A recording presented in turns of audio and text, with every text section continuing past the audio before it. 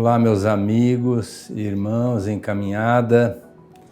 É com alegria imensa que, à luz do Evangelho, começamos hoje o estudo sobre um novo livro, Ceifa de Luz, que é de Emmanuel, pela psicografia do nosso querido Chico Xavier. Esse livro, ele, sem dúvida nenhuma, traz tanta coisa boa e que nós vamos comentar, eu e meu amigo e irmão Navarro, logicamente com a assistência de todos vocês, para engrandecer um pouco mais as nossas almas, tão sedentas de conhecimento e de realizações. Nesse livro, Emmanuel teve sempre praxe os espíritos analisarem o conteúdo, o médium também, de tal forma que o Thyssen, que era, à época, presidente da Federação Espírita Brasileira, ele fez uma notificação no início do livro, dizendo que esse livro seria publicado em 1972. Por isso que uma mensagem que Emmanuel colocou no início do livro, fazendo uma rogativa a Jesus, data com 29 de agosto de 1972. Mas esse livro só foi publicado 7 anos depois, em 6 de dezembro de 1979, porque ele entendeu que deveria revisar o livro e, por consequência, ele acrescentou mais 5 capítulos. O livro é um primor e que nós vamos iniciar o estudo hoje, já passando para o Navarro fazer suas considerações, e estaremos com vocês conosco durante um longo tempo na análise de cada capítulo desse livro, que é longo. Meus queridos amigos, com muita gratidão no coração pela presença de vocês, mas também pela bênção que o Senhor Jesus nos concede para o trabalho de estudo na doutrina espírita. Nós agradecemos também aos benfeitores espirituais que nos secundam.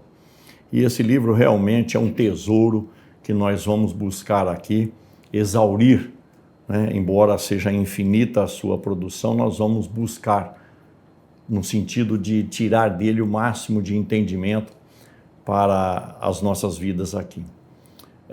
E Emmanuel vai fazer, inicialmente nesse livro, a título de introdução, ele vai fazer uma prece por luz. Mas antes, meus amigos, nós precisaríamos lembrar aqui do que se trata o título, Ceifa de Luz. Ceifa, todos nós sabemos, é colheita, é tirar resultado daquilo que nós produzimos. E Emmanuel está nos direcionando a colhermos luz. De onde? Do Evangelho do Senhor Jesus e, claro, das suas palavras, já que ele, o Senhor Jesus, é a luz do mundo e quem anda com ele não anda em trevas. E ele disse também, né, que nós também somos luzes, mas que é preciso fazer brilhar a nossa luz.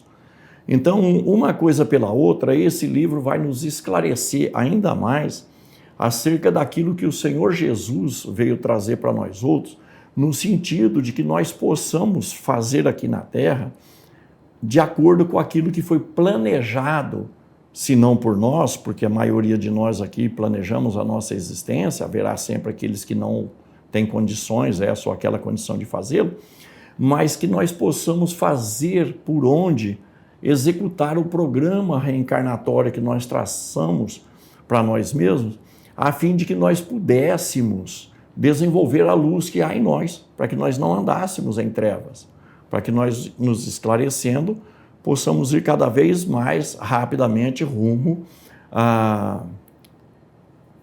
às paragens superiores de luzes infinitas, vamos dizer assim. Então, o Emmanuel pede em prece ao Senhor Jesus. Ele pede prece para o entendimento, ele pede prece para a compreensão, ele pede prece para os nossos ajuizamentos aqui na Terra, nos fazendo lembrar de que somos necessitados de luz. a luz do Senhor. Então, no sentido de prece ao Senhor, Emmanuel está pedindo socorro para caminhar, assim ele, assim nós também, caminhar rumo à perfeição, que é o destino de todos nós. Ora, nós outros que estamos em busca do desenvolvimento de nossa luz, precisamos mais do que nunca, né, da presença do Senhor Jesus, que nunca faltou, que é o que Emmanuel também pede, que a gente possa perceber ele junto de nós, porque ele mesmo se declarou: eu não vos deixarei órfãos, eu estarei convosco até o fim dos tempos, eu vou preparar-vos o lugar. Então o Senhor está nos atendendo o tempo todo. Mas na rogativa de Emmanuel, nós vamos perceber a necessidade que nós temos de nos esforçarmos para irmos de encontro ao Senhor Jesus, de nos esforçarmos para compreender os seus ensinos, para mantermos uma sintonia, uma vez que a doutrina espírita nos explica definitivamente que o Senhor Jesus é o guia e modelo para a humanidade aqui na Terra.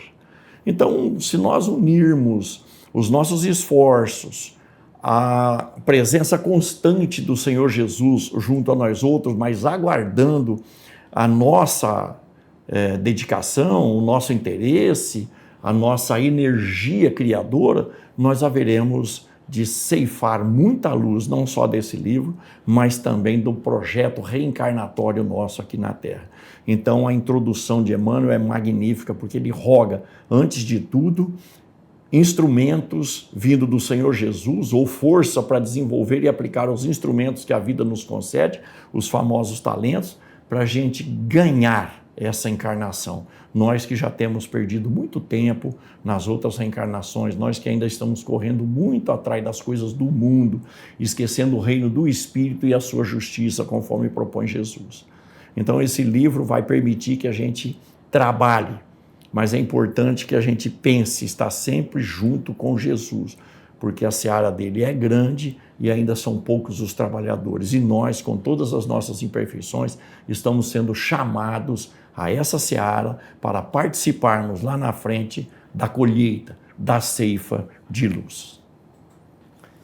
Lembrando que Emmanuel pede o entendimento das consequências do passado, porque a nossa vida é atrelada ao passado e, logicamente, ao futuro, mas que, ao mesmo tempo, nós tivéssemos consciência da oportunidade de estarmos fazendo hoje o melhor que pudermos. Mas quando a gente não tem essa consciência do passado, a gente fica, às vezes, questionando: mas por quê? Por que eu estou passando por isso? Por que essa dificuldade? E ele vai exatamente na humildade que lhe é própria pedir a Jesus que desenvolva esse entendimento e que nós guardemos também na nossa memória essas experiências que aconteceram não só em vidas pretéritas, mas desta encarnação, e valorizando essas experiências em nossas vidas, porque nós não temos como nos eximir do nosso passado.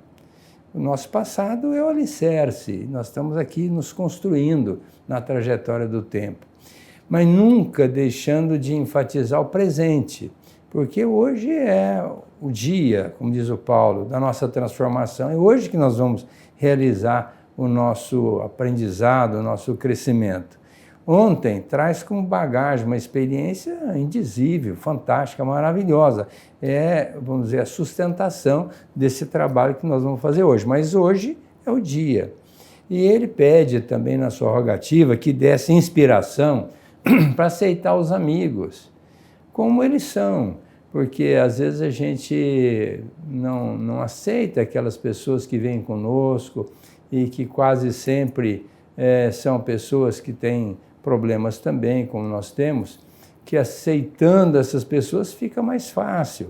Os parentes, os amigos, que às vezes também a gente não consegue entender a razão deles estarem conosco. E essa encarnação, ela é muito rica. Talvez a encarnação mais importante da nossa vida é esta. quando a gente já tem um nível de entendimento que nos possibilita dar um voo mais alto. Porque antigamente era mais ou menos instinto, ainda sensações, faltava essa razão que hoje toca o nosso coração. Então Emmanuel pede para que Jesus nos inspirasse, né? Porque nós somos conduzidos também pela espiritualidade. A pergunta 459 define muito bem isso. Os espíritos intercedem nas nossas vidas, através do nosso comportamento, das nossas ações. Então essa vinculação com eles é muito importante.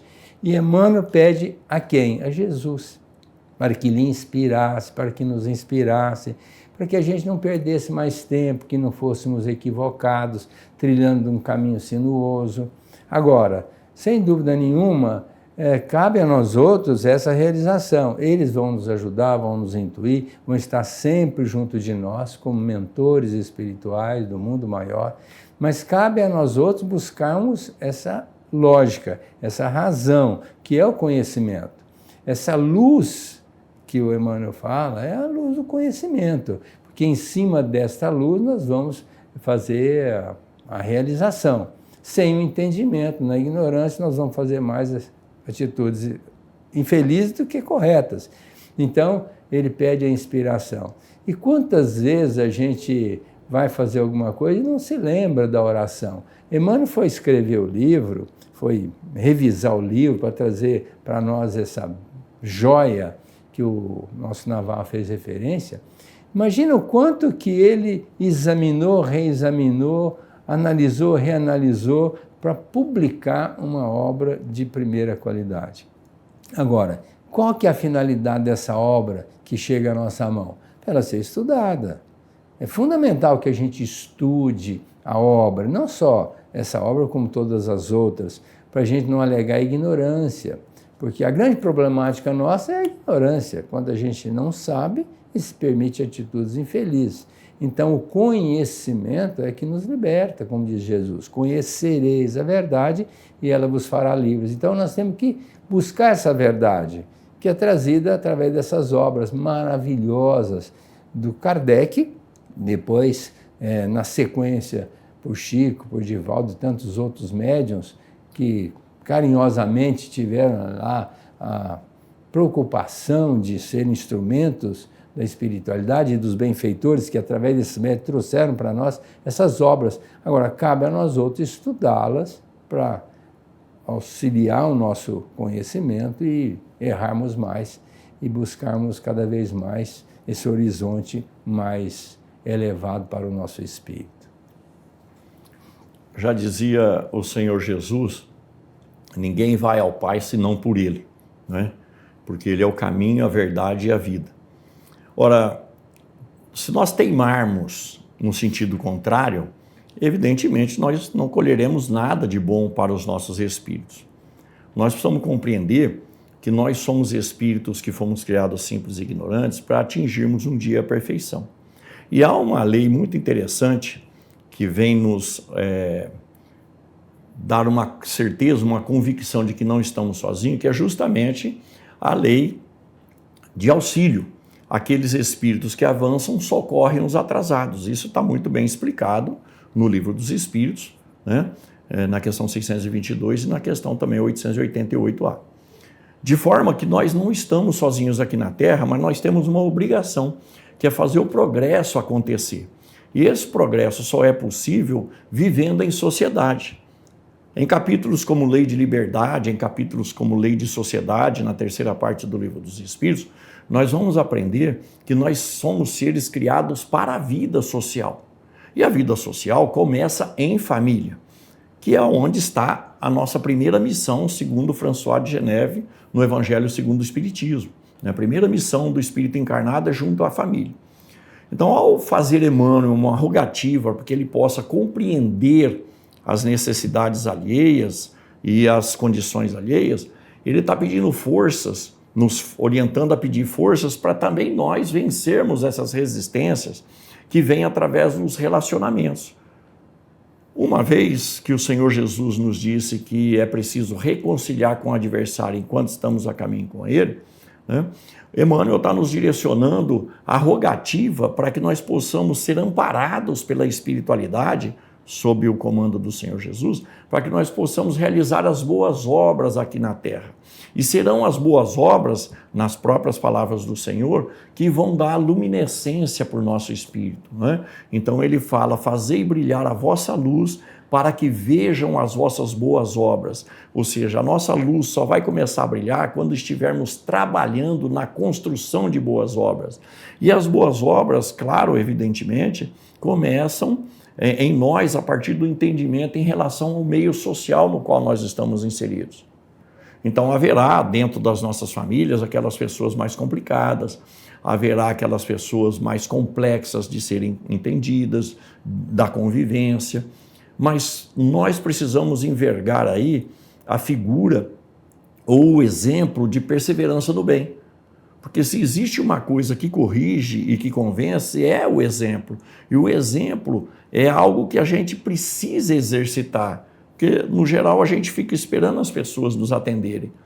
Então, é muito importante que nós entendamos que com a oração, e não existe oração sem uma resposta positiva, desde que, claro, ela seja feita de coração e de entendimento, diante das necessidades da vida. Então, quando nós oramos, essa oração sobe, entre aspas, para as regiões superiores. E o Senhor Jesus, estabelecendo um socorro, né, pede dar-se-vos-á, ele vai, evidentemente, conduzir espíritos competentes, espíritos especializados em socorro, para nos fazer vencer a etapa mais difícil de nossas vidas, né?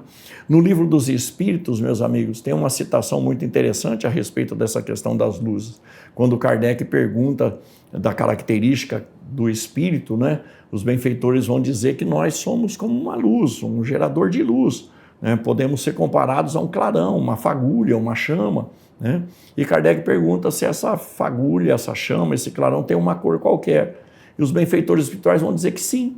E vai do opaco ao brilho intenso de uma pedra preciosa. Ou seja, na medida do desenvolvimento moral do espírito, dizem os benfeitores. Então, se nós quisermos colher luz em nós mesmos, nós precisaremos mudar o jeito de ser, mudar os nossos parâmetros de análise, mudar os nossos costumes, mudar, enfim, a nossa educação de convivência, para que nós possamos trabalhar para uma nova pessoa, como bem disse o doutor, quando isso é possível. Nem ontem que já passou e nem amanhã que não chegou. O momento é agora. Esse é um instante que nós temos para mudar as nossas vidas. Esse é um instante. E não podemos, porque estamos nos aproximando, se não já, da última hora. Na última hora da renovação do planeta, né? E nós precisamos fazer por onde permanecer aqui. Mas só vai ser possível permanecer se estivermos brilhando minimamente de acordo com as diretrizes do Evangelho. E não foi sem causa que Jesus disse assim: eu sou a videira, vós sois os galhos. Se não estiverdes ligados a mim, jamais produzireis frutos. Então, a gente dá um bom espetáculo na vida sem Jesus é praticamente zero. Vai cair, sem dúvida nenhuma, uma queda. Quanto maior o orgulho e a prepotência e a presunção, maior a queda. Então, nós deveríamos ter, primeiro, a humildade de entender que Jesus é o nosso orientador, é o nosso mestre, é o nosso guia. É a videira que nos alimenta, que nos dá a seiva, que nos dá a luz, que nos dá a força, que nos dá a coragem. Jesus se encarregou de nos conduzir de retorno a Deus, o nosso Pai. Nenhuma ovelha será desgarrada do meu redil. Quer dizer, Jesus está programado para nos conduzir. Agora, nós temos que fazer a nossa parte, porque se desgarrarmos de Jesus, secaremos, morreremos, não iremos produzir frutos. Isso simbolicamente, porque a morte não existe. Nós estaremos sempre em espírito para a eternidade. Mas se nós estivermos com a proposta de seguirmos Jesus, fica muito mais fácil, nós vamos produzir mais frutos. Qual que é a proposta de Jesus, senão o amor? o amor a Deus, ao próximo e a nós. Então nós temos que começar a entender essa sistemática. O amor a nós precisamos investir na nossa saúde física, mental e até espiritual. Nós precisamos ver os outros como companheiros em jornada, que são muito importantes. Sem o nosso próximo, nós não seremos ninguém. Então é com eles que nós vamos relacionar, vamos crescer, vamos progredir. E o amor a Deus seria o respeito à sua criação. A gente valorizar a criação divina, procurar valorizá-la, respeitando-a e compreendendo que tudo que Deus colocou em nossas vidas é importante para nós. Qualquer elemento que vier à nossa volta tem o seu significado. Então, portanto, essa capacidade que a gente tem de entender essa proposta divina é que vai fazer a diferença. Quanto mais a gente compreender, valorizar e respeitar essas possibilidades divinas, maior o amor que nós teremos por ele, incluindo o nosso próximo. Qual seja a criatura, em que situação ela se encontrar, em âmbito de trabalho ou familiar, ou mesmo numa caminhada que nós fizermos, essas pessoas são importantes. Nós nunca vamos viver isoladamente, nós precisamos dessas pessoas. Então vamos fazer com que a gente tenha comportamentos crísticos na nossa relação. Não se admite mais a gente ficar com orgulho, com vaidade, com egoísmo exagerado. Lógico que nós somos orgulhosos, vaidosos, egoístas, ainda não nos alijamos dessas vicissitudes, mas nós temos que trabalhar isso. E como é que a gente vai fazer isso? Pergunta 919 do Livro dos Espíritos. Kardec responde, mediante orientação dos Espíritos, que o Sócrates já havia dito isso, quando ele diz, conhece a ti mesmo. As problemáticas nossas estão dentro de nós, então nós precisamos trabalhar isso para nós darmos um bom espetáculo. Senão nós vamos ficar sempre na mesmice, no atavismo, na mesma caminhada de antes, praticamos os mesmos erros e dando aso, permissão às nossas atitudes infelizes, prevalecendo ainda os nossos instintos, que são muito fortes, não racionalizados ainda, que nos leva a quedas homéricas. E depois da queda aí fica complicado, porque a semeadura é livre, a colheita é certa, e a cada um será dado de acordo com as nossas obras. E nós não podemos nos esquecer, meus amigos, isso precisa ficar muito presente em nosso mundo íntimo, que se Jesus é o guia e modelo da humanidade, se Emmanuel, com toda a sua estatura espiritual, está rogando a ele, nós também precisamos rogar. Mas há uma questão que a gente não pode esquecer, e o Senhor nos alertou sobre isso. Esse povo me honra com os lábios, mas o coração está longe de mim. Então é preciso fazê-lo com amor, entregando-nos aquilo que ele nos recomenda, porque se quisermos seguir Jesus, nós temos minimamente, ou nos esforçarmos minimamente para fazer o que ele recomendou. E o que é que o Senhor Jesus recomendou para nós? Todos nós sabemos há mais de 20 séculos. Perdoar 70 vezes 7 vezes. Se alguém ferir na nossa face direita, que nós ofereçamos a face esquerda, ou seja, não nos vinguemos, olhemos para outro caminho, não mostrar para a mão esquerda o que faz a direita, ou seja, não nos envaidecermos e nem divulgarmos o bem que nós praticamos, orar por aqueles que nos perseguem e caluniam, orar mesmo pelos nossos inimigos, né?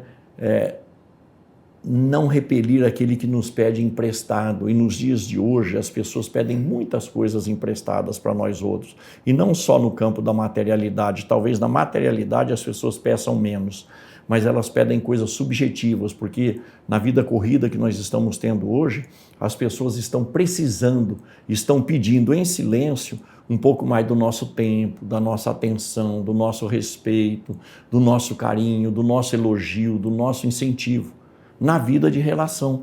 Então o Senhor Jesus deixou as recomendações necessárias para nós colocarmos em prática, fazendo com que nós possamos colher, ceifar a luz divina que há em nós, fazendo brilhar a nossa luz. Por isso, as recomendações do Senhor Jesus são palavras de vida eterna. Nós sempre precisaremos dessas orientações até que um dia a gente brilhe como Ele brilha, como Ele demonstrou no Monte Tabor, na sua luminescência espiritual absolutamente indescritível.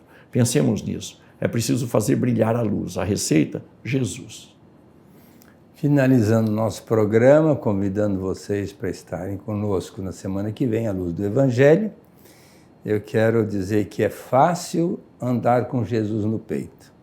O difícil é ter peito para andar com Jesus. Portanto, levemos em consideração os nossos comportamentos se estão alinhados com essa proposta, porque Ele deixou muito claro: eu vim para que tenhais vida e vida em abundância.